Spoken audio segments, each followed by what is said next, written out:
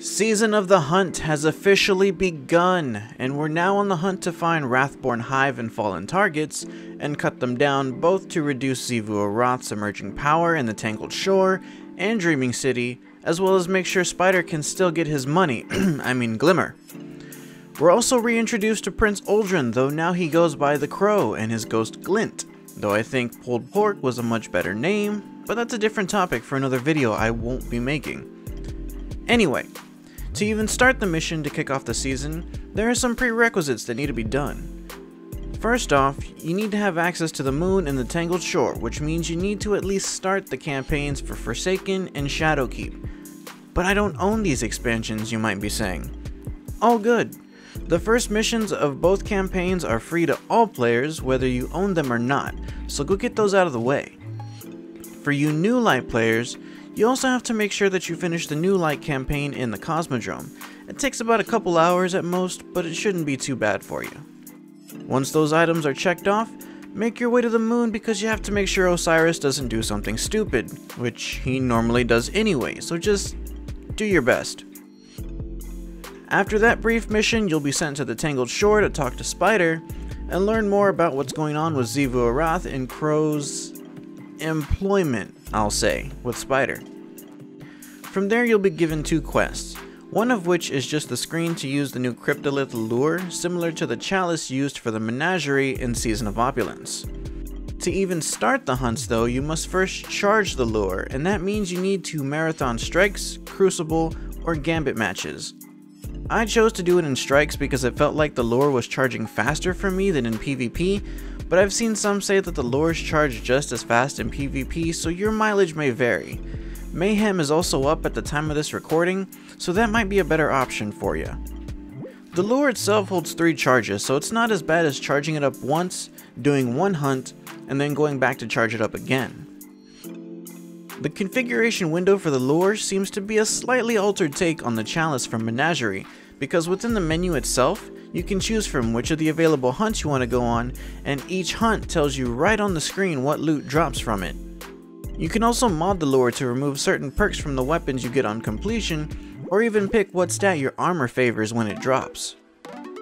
Another plus for the lure is that if you choose to do back-to-back Fallen hunts in the Tangled Shore, or back-to-back Hive hunts in the Dreaming City, you can reset the lure and the node itself will refresh without you having to leave the planet and fly back in. The hunts themselves, well, let's just say, welcome to Monster Hunter.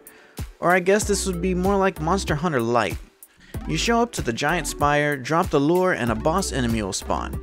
Everyone in the area is able to attack the boss and can start their own hunt after the boss is weak enough if they have a ready lure. Keep in mind though, that regardless of whoever spawned the boss, the hunt that you end up tracking will correspond to the way your lure is set up, and a charge will be consumed even if you didn't spawn the boss. So our boss is nearly dead. At this point, they'll start to flee, and now we have to pick up the trail and follow it to a specific point where we will then be teleported to the boss's quote-unquote lair. From here, we finish off the boss, but the resulting death will actually make another boss spawn. This one has an immunity barrier and will only go away if we kill the major in the area and either walk over or stand in the bad juju it leaves behind and shoot it. Now this new boss is actually really weak for the power level a lot of players are already at, and there really aren't any special mechanics other than standing in the pool, so that's a big disappointment. But it's the first set of bosses, and I'm going to assume that they'll get harder as the weeks go on. So we've killed the boss, we got our rewards, and now we're out of lure charges.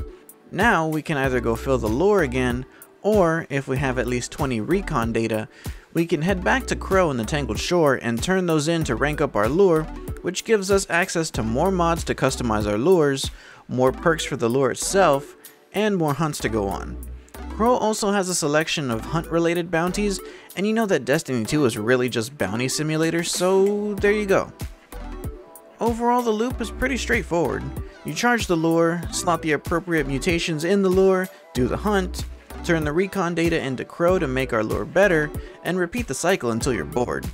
Everyone is power grinding right now, so the loop of doing playlist activities to charge the lure while also getting higher power loot is beneficial, even if it just feels like a somewhat uninteresting, albeit typical gameplay loop.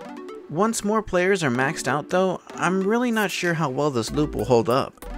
I really like the lure itself though, and the power it gives you to target the loot you want, as well as the fact that I don't have to back out of the area to rebuild my lure, both things I loved and hated respectively about Menagerie. For the beginning story, I really like how Bungie has been delivering their stories for both this and Beyond Light so far. We're seeing more backstory and general explanation in the game as opposed to what we really only saw before in lore cards, and I really love that. I really wish that part of the story that they mentioned while we're flying in for this mission was actually given at least a cutscene or something, but the fact that it's mentioned is better than nothing, I suppose. Now, I need to get back to learning how to not suck with aiming on keyboard and mouse, so thank you all for watching, and I'll catch you all next time.